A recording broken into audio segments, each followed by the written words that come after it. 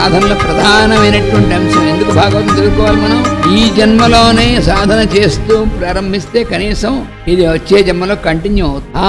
వచ్చే జన్మలో కంటిన్యూ అవుతుంది. గ్యారంటీ ఏమిటి? గ్యారంటీ ఇచ్చాడు భగవంతుడు భగవద్గీత సర్వండి. ప్రతినాడు అడుగుతాడు, నేను కొంత సాధన చేసిన తర్వాత మధ్యలో శరీరం పోతే నేనంతా గాలిలోకి పోయిన కలిసిపోయినట్టేనా అని అడిగాడు. ఏమీ అవదన్నాడు. నువ్వు సాధన ఎంతవరకు చేసావో నీకు మళ్ళీ శరీరం, నీకు వచ్చే జన్మ కూడా ఆ సాధనకు అనుకూలమైనటువంటి జన్మే వస్తుందన్నాడు. ఏం భయపడకన్నాడు. పేదరికం మొదలైనటువంటి కారణాల చేత కానీ నీ సాధనకి వీలు లేనటువంటి దీంట్లో ఈ జన్మలో ఉందనుకో, శుచీనాం శ్రీమతాం గేహే, మంచి శుచి అయినటువంటి వాళ్ళు శ్రీమంతులైనటువంటి వాళ్ళంటూ పుడతావు రా, వెళ్ళి నీకేం భయం లేదా. అప్పుడు నీ సాధనకి ఏమీ విఘ్నాలు లేనటువంటి స్థితిలో పుడతావు వెళ్ళి. గ్యారంటీ ఇచ్చాడు. ఎవరు? భగవంతుడు ఇచ్చాడు. మామూలు వాడుగా చెప్పింది.